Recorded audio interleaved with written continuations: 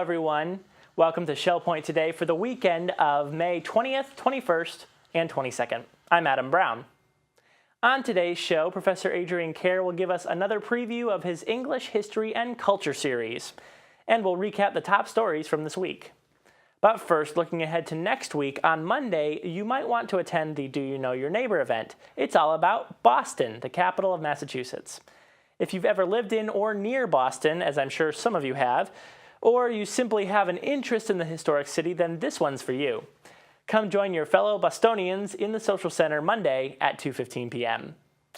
Also on Monday, you can attend movie night in the Social Center at 6:45.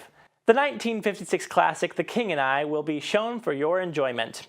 The film is about an English woman who moves to Siam to serve as a school teacher to the royal court. She quickly finds herself at odds with the king. Come out and enjoy this award-winning film with some of the world's best love songs. And finally, one more note about the bungee jumping caterpillars. The black olive tree caterpillar looks like a tiny worm, but it can spin a silk thread and bungee down from the trees to approximately face level. They will continue this behavior during the next week or two and then quickly disappear. Other than the nuisance, the caterpillars don't harm humans and will do no long-term damage to the trees. And now, the good professor has returned for another installment of English History and Culture. In Session 4, he will recount the lives and times of some of the most famous kings, queens, and leaders in English history. You will learn of England's cultural impact, which continues in many countries of the world to this present day. Here's Teri Kollath with Professor Kerr. Hi, I'm Teri Kollath, manager of the Academy of Lifelong Learning with Professor Kerr. We're talking about the fourth session of 5 sessions of English History and Culture this summer in the Academy. Professor Kerr, we're getting to the part that really affects us. We're getting to the talk about the colonies in Session 4. And starts with Elizabeth I and goes all the way through to England moves east after U.S. independence. So you're going to be giving us a very neutral presentation on this pivotal part of our history. I have to be neutral because I've got both British and American nationality, citizenship, so I'm going to tread that fine line between the two and just be objective. It's a fascinating period. It's basically the growth of the English colonies in the New World. And the background is that Spain had discovered Central America and then Southern America and pushed north into California and New Mexico to be. And the British were not very happy that the Spanish were creating a new empire and they didn't have a say. So peace broke out with James I, who did a deal with the Spanish and said, we won't attack your southern colonies if you give us a free hand in the north, which is pretty much what happened apart from Florida, which was contentious. And so the British set up individual private companies too, not government companies. These are private companies with stockholders, etc., and share money. And they were set up with a view to establishing colonies on the eastern seaboard, northeast, from New York up to Maine, very roughly, very vague. Some of the lands were overlapping as it happened, and these private companies were set up colonies for people to go out from England to go and live in the colonies and bring back lots of wealth. That was the idea. One failed completely.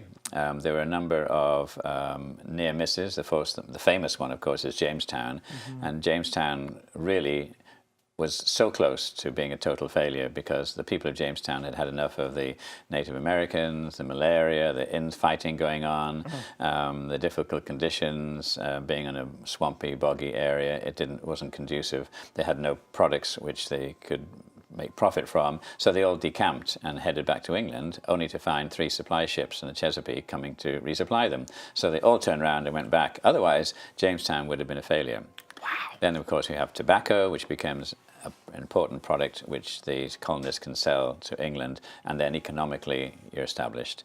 And then, of course, we have the period of the people trying to escape religion, the different flavors of religion in England, and we call them the Puritans or the Pilgrims, and they came into Plymouth, of course, Plymouth Rock, and then the Massachusetts Bay Colony, and Salem, and Charlestown, all the exciting Cambridge, all that exciting growth. And then one by one, the colonists moved into Baltimore and in Connecticut, and it carried on along the whole until we have 13 colonies. And of course, then the whole pack of cards is thrown up in the air because the French do not want the British colonists to move further west, and they build forts along the western edge of the colonies.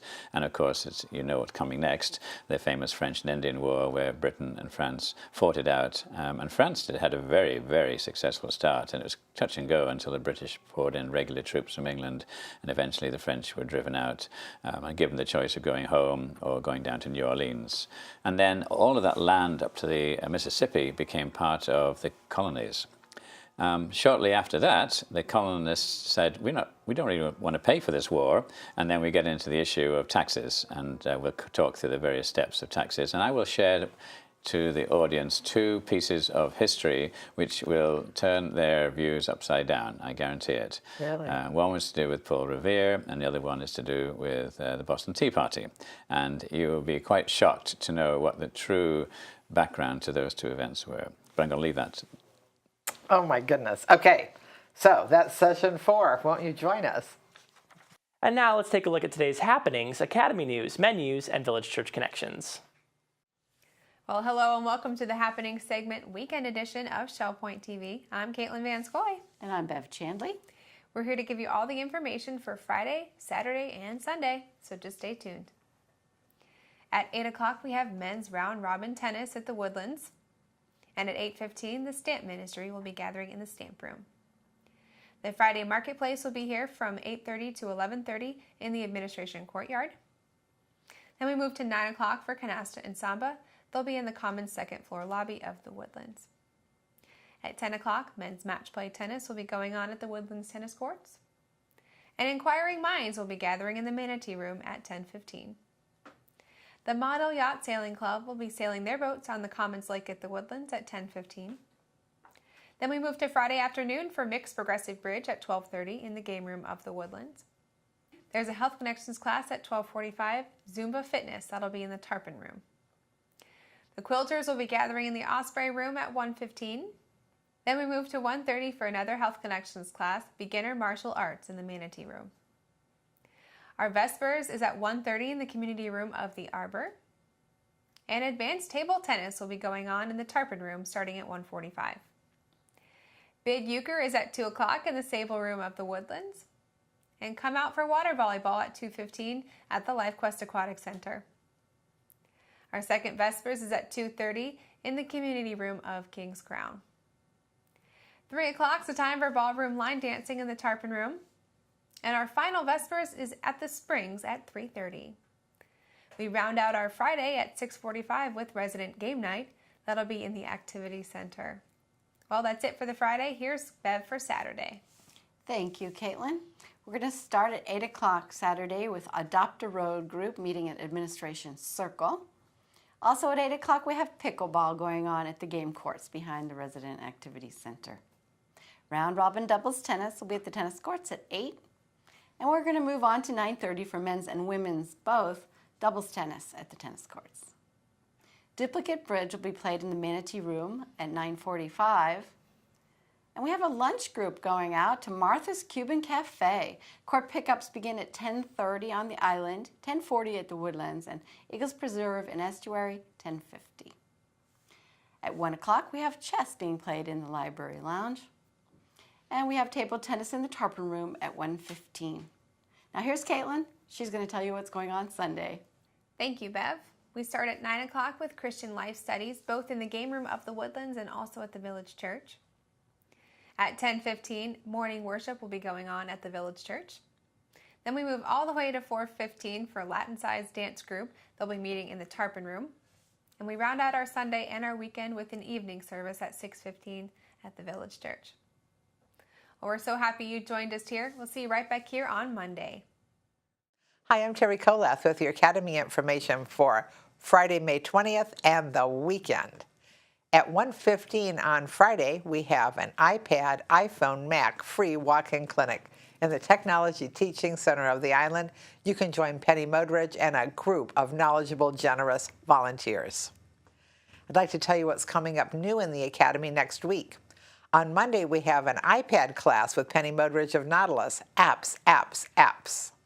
On Tuesday, we have Academy on the Go #2 going to the Mother Teresa Project at Ave Maria University. And we have the Living Gulf Coast with author and naturalist Charles Sobczak. Professor Adrian Kerr brings us session 4 of his 5-session look at English history and culture.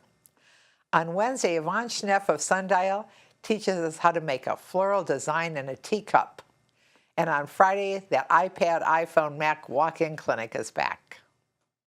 Your menus for the weekend of Friday, May 20, Saturday, May 21, and Sunday, May 22. On Friday in the Crystal Room, the platter is a baked salmon with rice pilaf and spinach. For dinner, it's seafood buffet for $17.95. The soup is blue cheese cream of mushroom. In the Island Cafe on Friday, it's a chili cheeseburger with fries for $7.75. In the Palm Grill, you can enjoy Colorado lamb chops for $22.95 or a coffee-rubbed New York strip for $19.95. On Saturday, the Crystal Room is closed, but the Island Cafe has a turkey bacon melt with a cup of soup for $7.75. For dinner in the Palm Grill on Saturday, you can enjoy prime rib for $20.95. Sunday in the Crystal Room is the Sunday brunch for $17.50. The Island Cafe has a hot dog or burger with potato salad, watermelon, and ice cream for $7.75. And the Palm Grill is closed on Sundays. All menus are available 24 hours a day at shellpoint.net. Hi, welcome to Village Church Connections. I'm Andy Hawkins, the senior pastor of the Village Church, and I'm here with David King. And David and his wife Sarah have been international workers with the Christian and Missionary Alliance for quite a number of years before they ended up back in the States to actually pastor a Chinese church in the area. But we're actually here to talk about the weekend services here at the Village Church. And one of the significant parts of the weekend service this coming weekend is what we call Great Commission Day. Very good. And the reason why we're having this conversation, David, is because you're intimately associated with Great Commission Day, because the international ministries of the Christian and Missionary Alliance, that's the denomination with which the Village Church is associated, is called the Great Commission Fund. That's the funding mechanism for all the international workers. And you and Sarah were international workers. Tell us a little bit about your history. Where were you internationally? How long were you there? Well, we were, in God's graciousness, assigned to work in Hong Kong. Mm-hmm. And we were there from 1968 until, well, for 25 years after 68, just do the math, 93? Mm-hmm. So actually that was before the transition of Hong Kong to mainland China, Yes, it was. correct? Yes, we were under the British. Under the British. Yes, and so all of our house rental, housing, food, everything that we needed came from our allowance from the Great Commission Fund. I see.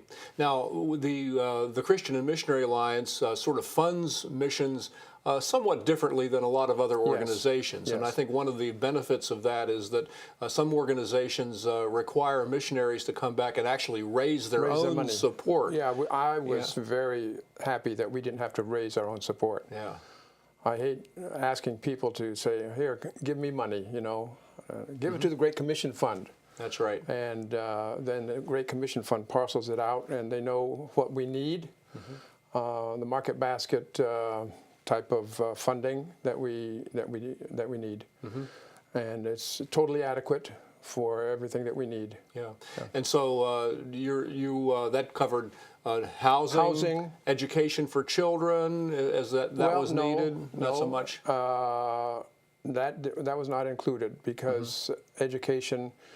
We had a choice to send our kids to local schools or to the School for Missionary Kids, which was located in Penang, Malaysia. I see.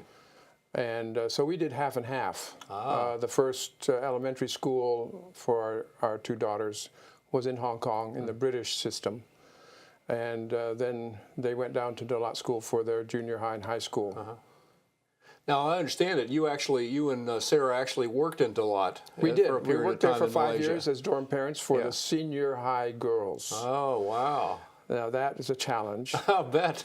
And we were exhausted at the end of it. Yes. So, but it was a very rewarding Yeah. thing. We actually had both of our daughters in our dorm. I see. Well, that must have been a nice thing to do. Not the whole time, but Yeah. from time to So time. 25 years in Hong Kong, 5 years in Malaysia. Well, that included 5 years in Malaysia, Yeah, 20 I years see. in Hong Kong. I see. So in any event, the Great Commission Fund provided for your housing, food, ministry support, things like Yes, that, and that was a great, certainly encouragement to you not to have to go out and raise that kind that of was funds. wonderful. Yeah.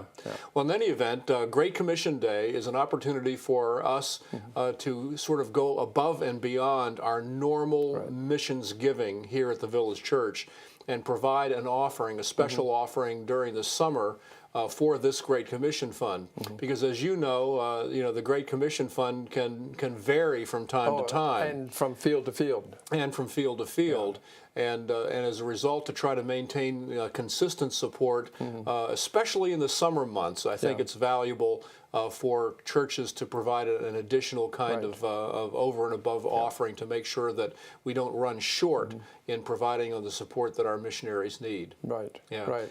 So that's the purpose of Great Commission Day. And in addition to that, we have a number of other things that take place. Obviously, I'll be preaching once again from the Gospel of John. We just began that series a couple of weeks ago. Last week, we focused on the deity of Christ as we find it in the first verses of the Gospel. And this week, we're going to talk about the Word come in the flesh, in which we recognize that God the Son came to be our Savior in terms of taking upon himself human nature and fulfilling all the things that God required of human beings that we could never do. He did.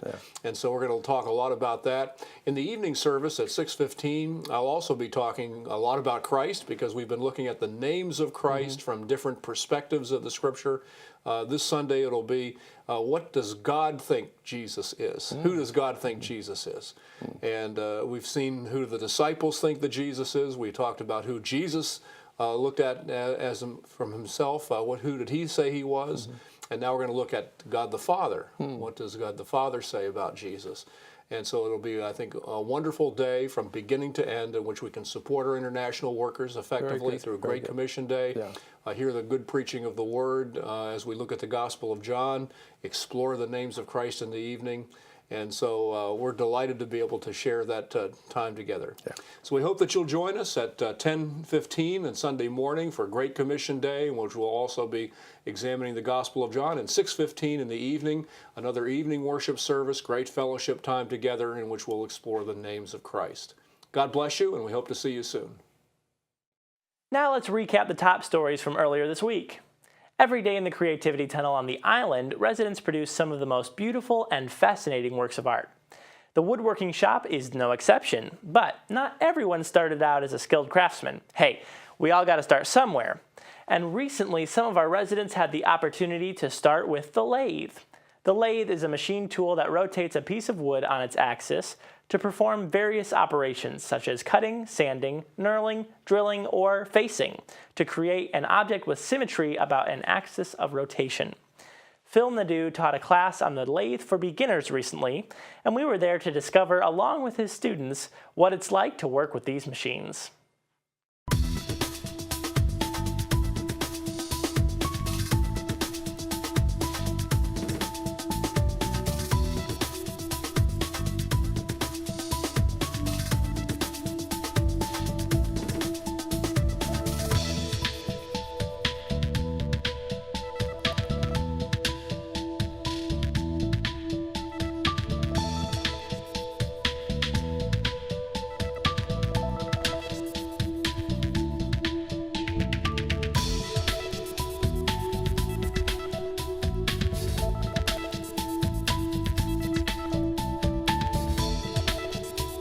So down here with Phil in the wood shop, because we got wind of a little class going on about wood turning.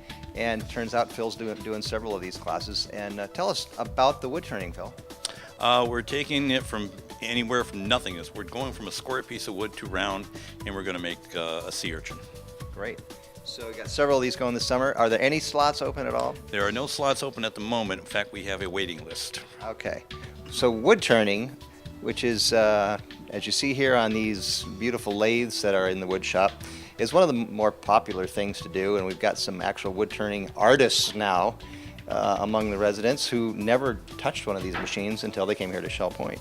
And Floyd Fote and some others that have done some amazing prize-winning work, right? Yes. So this is something you might want to check out. Now, the wood turning classes are full for the summer. However, the wood shop is not closed to you, is it? Yes.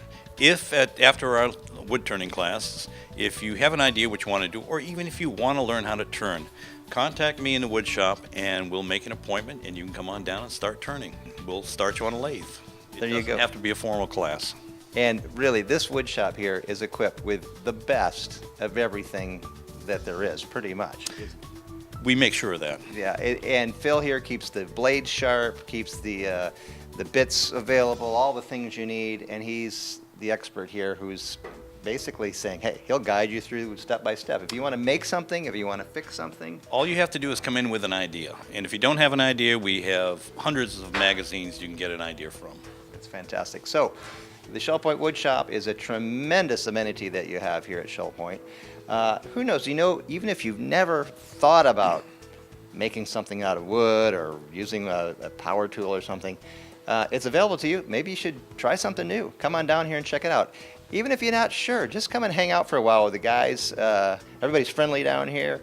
They'll show you what they're working on, all kinds of different projects, beautiful things that are being made, and maybe you'd like to try your hand at something like that too.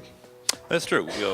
We don't discriminate. You can come in here and try anything you wish, as long as we give you a little safety information and check you out on the tools, and you can build anything you wish, especially in the summertime because we have a lot of people that go north in the summer, and so we get more free time.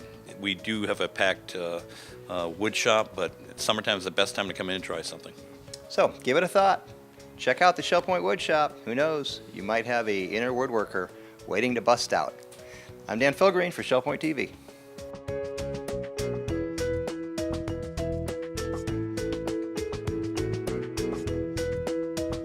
So have you been involved with some crafts of some sort, woodworking of some sort in your life? Never really. Once when my son was a wee blow, they dumped all this wood on my house and said, you got to build a track for their cars, and that was it. The Pinewood Derby. Huh? Pinewood Derby, and it took my whole summer. That's the only time I ever worked with anything as far as wood's concerned. My hope here is to really get it familiar with the shop. Everything's here, obviously. It's an impressive shop, isn't it? I do not.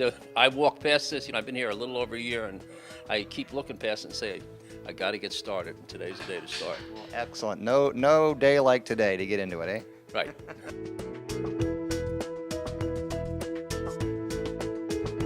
Checking out the wood turning, and have you done any kind of woodworking before in your life? I've done woodworking, but not with a lathe. Today is my first day on the lathe. And they're kind of expensive, so it's not like what most of us have at home in our home wood shops necessarily. That is true. I don't know how much they cost, but I think they're more than I would want to buy. And we not only have one available here, there's a whole collection. If you want to try wood turning, there's some lathes here.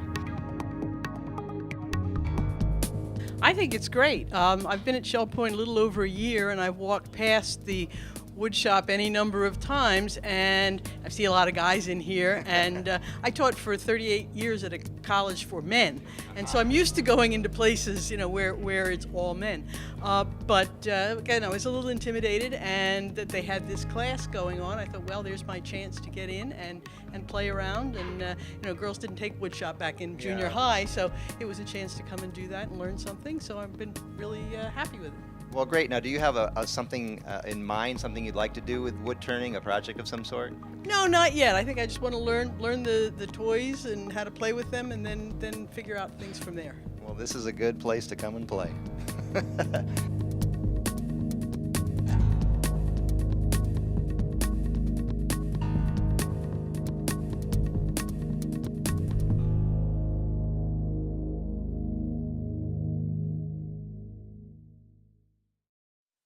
Also this week, we brought you some good old home cooking.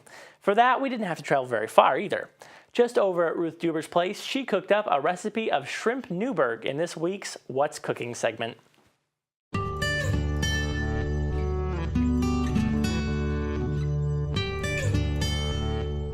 Hello, I'm Ruth Duber, and this is What's Cooking at Shell Point.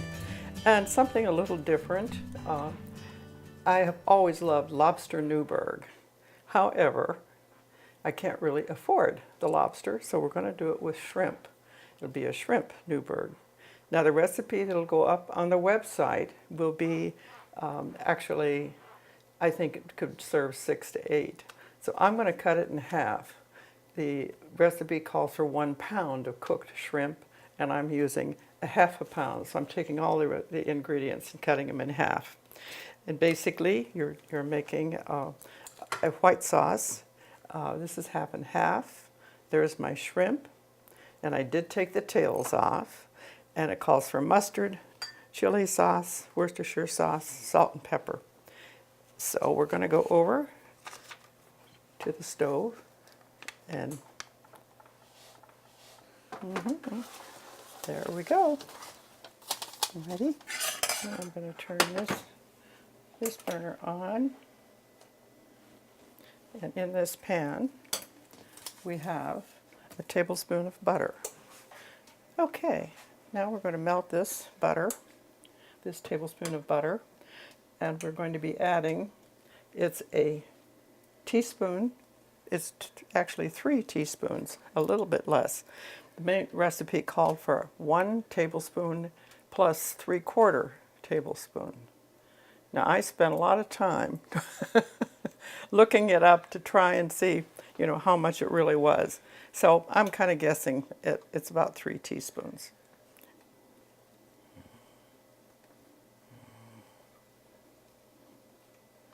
Now I found that using the half a pound of shrimp would be plenty for 2 people. Unless you have tremendous appetites. So that's melting pretty well. And we're going to stir in our flour.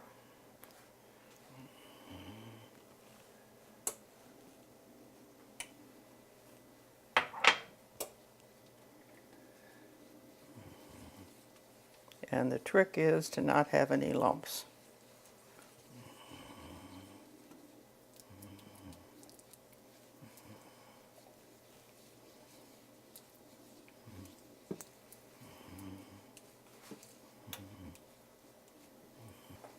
Now we're slowly going to add in the half and half.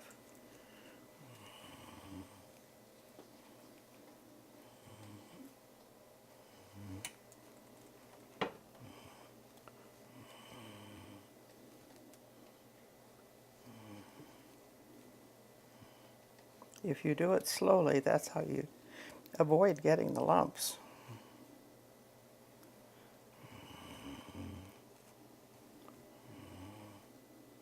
I'm going to turn my burner up a little bit.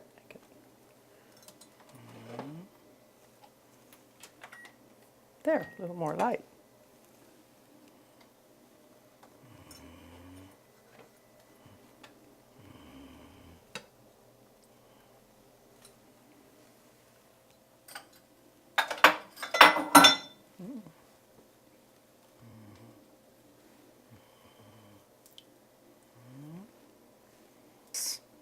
I like to serve this on rice, and because sometimes I'm lazy, I like to use the minute rice, and this is jasmine rice, and I like that really well.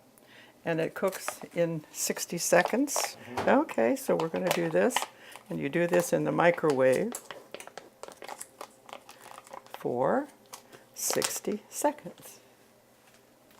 So while this is thickening, let's just go ahead and do our rice.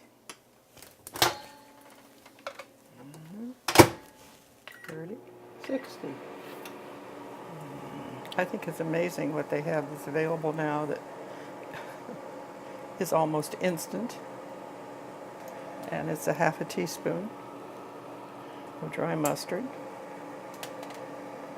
and a half a tablespoon of Worcestershire and a half a tablespoon of chili sauce. So I put them both in here.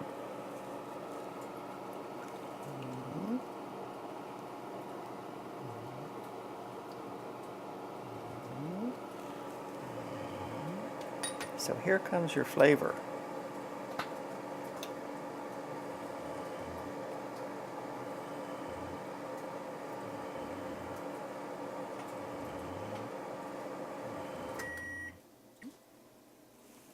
going to take our rice out.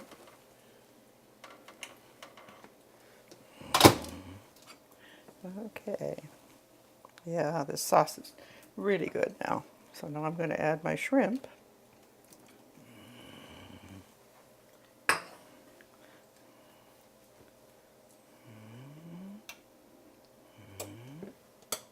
And a little bit of salt and pepper.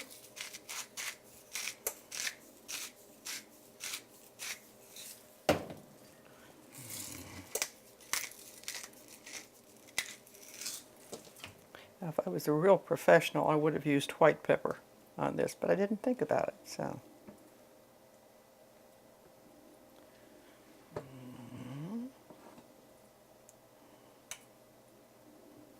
Now we'll just let that come up to heat while I get my plate. Turn off my burner.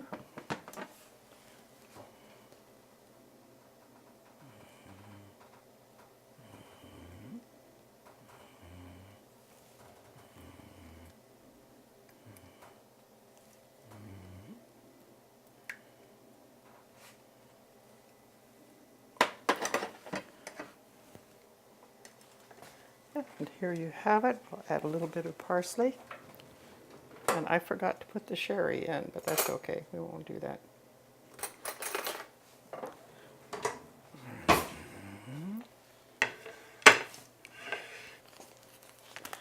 I have a neighbor that grows parsley, and she brings me a whole lot, and so I chop it up and put it in the freezer, and then when I need it, I have it. So this is it.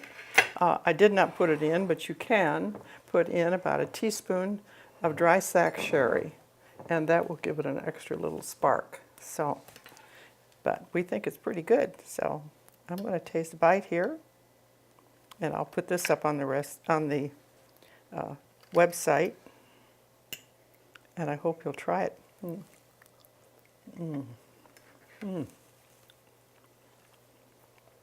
That is good without the sherry. It's delicious. So try it. It's pretty easy. And using the cooked shrimp saves you all the cooking and the peeling and the deveining. I just had to take the tails off. So that's it. I'll put it up on the website. Thank you. See you again. Bye-bye. It's time once again for the monthly library book talk. Reverend Wayne Robinson of Palm Acres will be reviewing the best-selling book, When Breath Becomes Air, written by Paul Kalanithi, a neurosurgeon dealing with a terminal cancer diagnosis.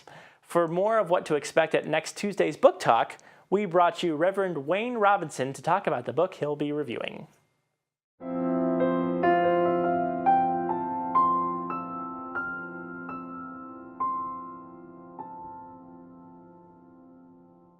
Hi, I'm Wayne Robinson, one of your 2,300 other neighbors here at Shell Point, but I have a rare opportunity Tuesday, May 24th at 2:15 to share with you about an incredibly thoughtful and provocative book, When Breath Becomes Air. Now, one of the things that makes it unique and so special is that it's written by a brilliant 36-year-old neurosurgeon who was facing all kinds of wonderful medical opportunities when one day he had to look at x-rays of his own lungs and discovered they were filled with malignant tumors. He was subsequently diagnosed with stage 4 lung cancer. One day he was a physician treating the dying. The next he was a patient struggling to live. Suddenly his BA and MA from Stanford in English and his Master's of Philosophy in History and Philosophy of Science and Medicine from the University of Cambridge, as well as graduating cum laude from the Yale School of Medicine, none of that meant anything. Nor did his having received the American Academy of Neurological Surgery's highest award for research matter anymore. And as he and his physician wife both knew, his life had now totally changed and was most likely radically shortened. Knowing them propelled him to write his book. From the perspective initially of a promising career as a surgery of brain neurosurgery, and then from someone going through the agony of all the treatments that he had once prescribed for others, but now was having himself to endure. His questions in this new understanding were, what makes life worth living in the face of death? What do you do when the future is so tenuous? What does it mean to have a child, to nurture a new life while another life, your own, fades away? I hope you'll be able to join me as we share an incredible story of courage, faith, and hope. That's When Breath Becomes Air at the May Library Book Talk, May 24th, Tuesday at 2:15. I'm Wayne Robinson. I look forward to seeing you. Also this week, we brought health and beauty tips from the salon and spa manager, Robin Church. She always has some great products and services for you to check out on the island, and she was happy once again to show us some more. Hi, my name is Robin Church, and I'm the salon and spa manager here at Shell Point. And I just wanted to share something with you because many of you may not have seen this side of our retail display. And this is kind of our sale side. We move things over to this side, which is all 40% off. Maybe the stock has been here a little too long, or maybe there's new packaging now, and that's the only thing that's different. So it just gives us a way to kind of rotate some newer stock in and offer a great discount to you while we do that. So be sure that you stop in and check out our sales side, or on your way out after one of those great services you got over here at the Island Salon and Spa. And right now I'm in the massage room, or what has always been our massage room, but now Marianne Dabinette, one of our licensed massage therapists, has also been licensed in skincare, and she has been certified to provide GM Collins clinical treatments. So you can enjoy relaxing facials and massage now in this room as well with Marianne. If you'd like to schedule an appointment with Marianne, please just give the Island Salon and Spa a phone call, and we'd be happy to take care of that for you. She does a wonderful job. She's had great training, and I'm sure you won't be disappointed. Thank you, and have a great day. Bye-bye. And that's going to wrap things up for this weekend edition of Shell Point Today.